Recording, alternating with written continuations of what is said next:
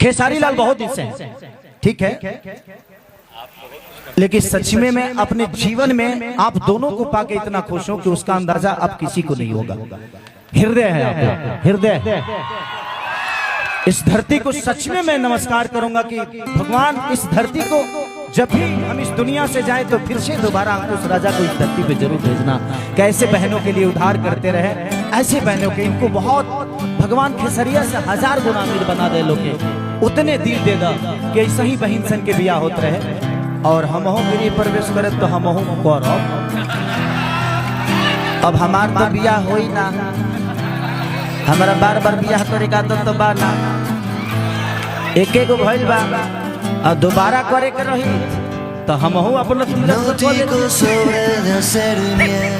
अब तनी कुछ तनी मैंने गुनगुना दिया, सब लोग चाहता कि खाना पीना साथे रहना फ्री बा, Siempre estoy por saber qué hacer. Siempre estás ये por apagar mi cielo. गाना गाने का मन कर रहा है, खूब बजाऊं और सिर्फ अंकुश राजा के बारे में क्या बोल सकता हूं, क्या दुआ दे सकता हूं, क्योंकि ये खुद ही ब्राह्मण है, इनको आशीर्वाद देने की क्षमता हमारे अंदर नहीं है, बल्कि मैं कामना दे सकता हूं और दुआ दे सकता हूं। Siempre estoy, siempre estás ahí. Y me fui corriendo para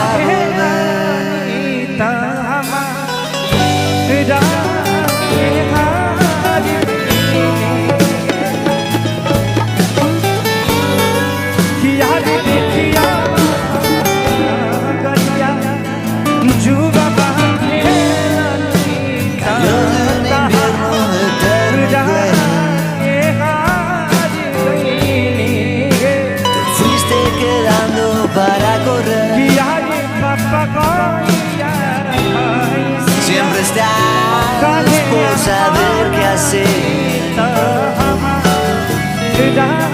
Siempre estoy hundiéndome a tus pies.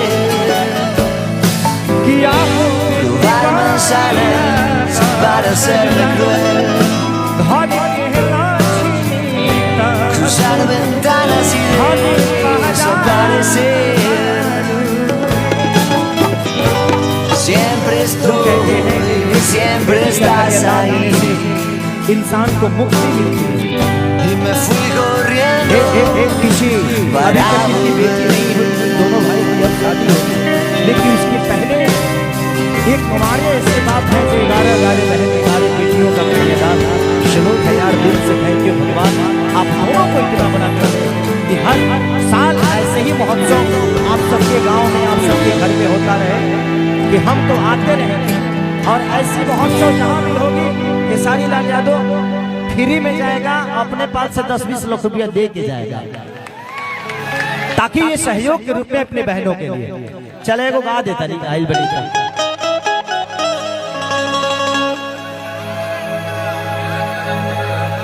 आग लगाई भूखा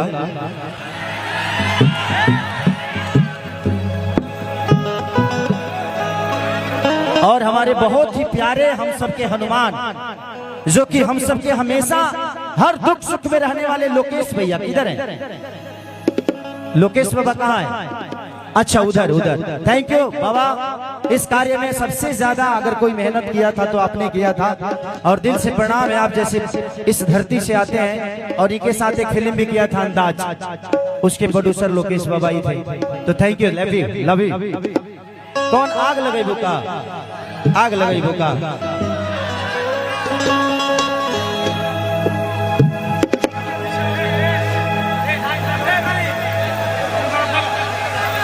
कि चढ़ल जवानी हमार लागे बड़ी खराचा, हमके बोलई बाबू साथ परी पराचा,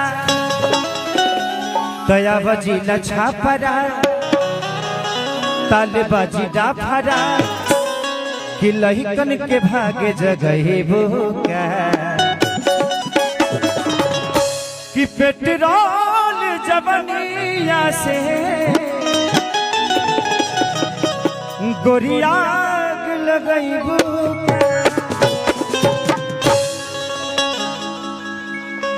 ना जी भर गइल मन का तहार राजा कि राजा हमारा से लेकिन एक गा देता हूँ, 2 लाइन गा देता हूँ क्योंकि कि चढ़ल जवानी बाटे लागी बड़ी खरा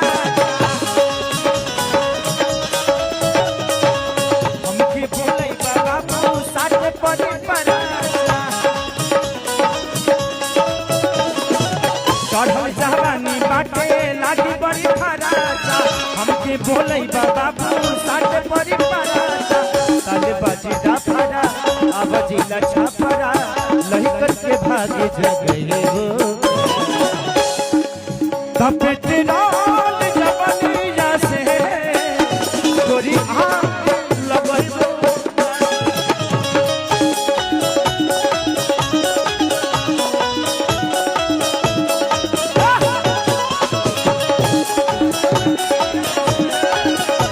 गोरी आग लगैबू चला पेट्रोल जवनिया से गोरी आग लगैबू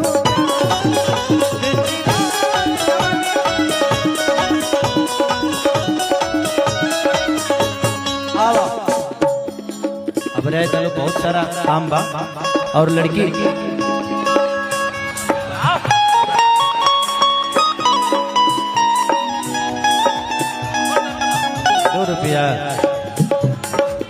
₹2 हो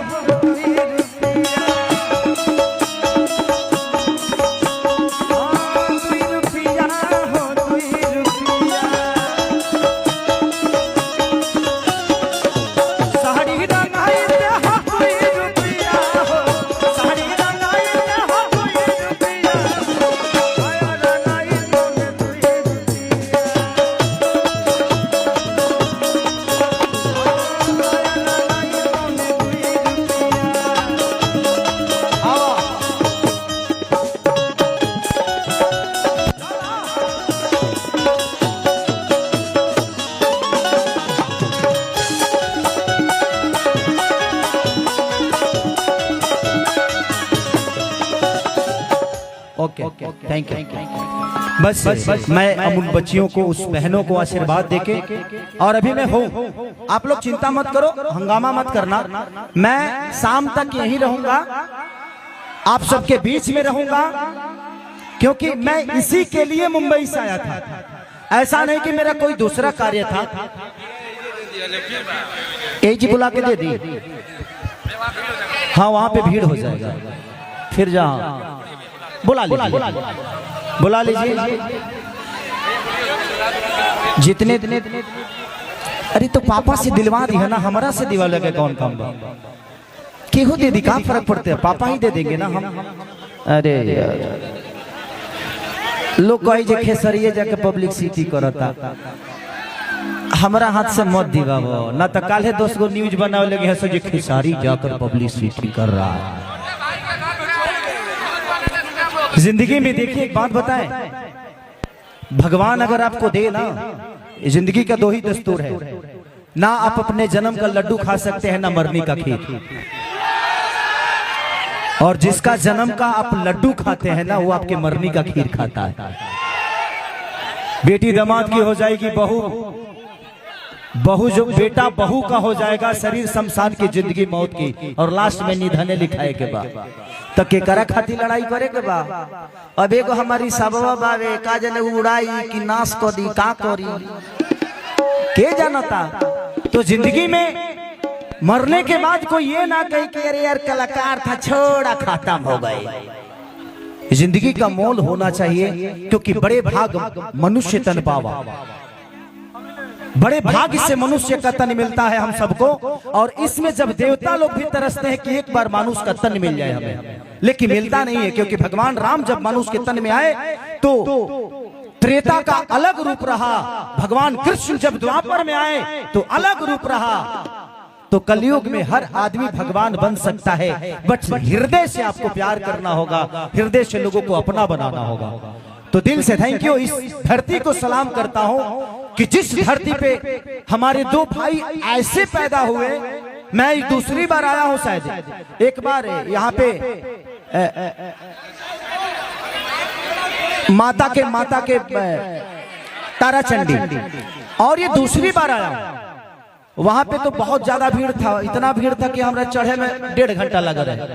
लेकिन आज मैं अपने घर में हूं, मुझे भीड़ नहीं चाहिए, आप सबका प्यार चाहिए। और इन दोनों भाइयों को इतना दुआओं से भर दीजिएगा ना कि भोजपुरी के इनसे बड़ा कोई कलाकार ना हो। इतने दुआएं दीजिए, क्योंकि हृदय है, ये हृदय सम्राट है दोनों भाई। और दिल से मैं दुआ, इस दिल से जितना दुआ कहिए ना, मेरे पास अगर सीना फाड़ के दिखावे करे तो अगर टेकनेस के डर ना रही तो सीना फाड़ देती हूँ। सच बोल रहा हूँ, मैं हनुमान होता तो सच में फाड़ देता, क्योंकि मुझे अच्छा लगता है। क्योंकि मैं गरीब परिवार से था ना, 3 बहनों को जब आंखों में मैं इमोशन देखा तो लगा कि यार इन दोनों भाइयों ने क्या कर दिया। जिंदगी में किसी को अगर परखना होना तो उसकी मजबूरियों में कभी खड़ा होके देखिए भैया। जरूरत पे किसी के अगर आप केहू के बर्थडे में अगर फॉर्च्यूनर दे देव ना तरह कोनो काउंट ना होई, लेकिन मजबूरी में अगर केहू के साइकिलों के सहारा दे देव ना तरह के हमेशा याद रखे। तो मजबूरियों में हमेशा खड़ा रहिए अगर भगवान ने आपको दिया है तो। मैं मेरा बस चले तो मैं पूरी दुनिया को अपने आप को लुटा दूं, बट तब तो हमारे के गरियाबे करेलन सब। एगो दुगो लोग ऐसा बजे जो मुझे बुरा बोलता है वो कभी सच बोलेगा मेरे बारे में, तो क्या फर्क पड़ता है। भगवान के लोग ना गरियाला, मोदी जी के लोग ना गरियाला, तो चलता है। ये माहौल अच्छा है, आप जैसे लोगों को प्यार है। आज अंकुश राजा जैसे ये कलाकार नहीं, ये मुझे लगता है कि एक बेहतर इंसान भी है। और ये पहले ऐसे भाई हैं जो भोजपुरी का इतिहास जब लिखा जाएगा तो इसके बाद खेसारी हजारों ब्याह करा दे, चाहे कौनो कलाकार करा दे, लेकिन अगर पहला कोई पहल करने वाला व्यक्ति होगा तो वो अंकुश राजा होंगे। और इसके लिए ताली बजनी जरूरी चाहिए कि आज से एक कलाकार ही नहीं बल्कि मुझे लगता है कि हृदय सम्राट की तरह इस भोजपुरी को इन लोगों ने एक ऐसा आह्वान दिया है, एक ऐसा रास्ता दिखाया है कि शायद जितने भी कलाकार करें, लेकिन पहला नाम अगर आएगा तो इसी धरती का आएगा और अंकुश राजा का आएगा।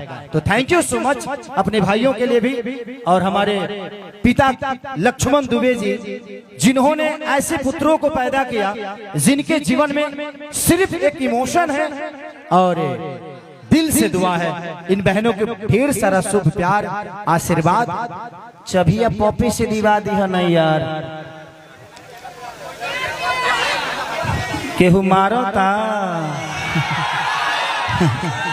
होली गुनगुना दी।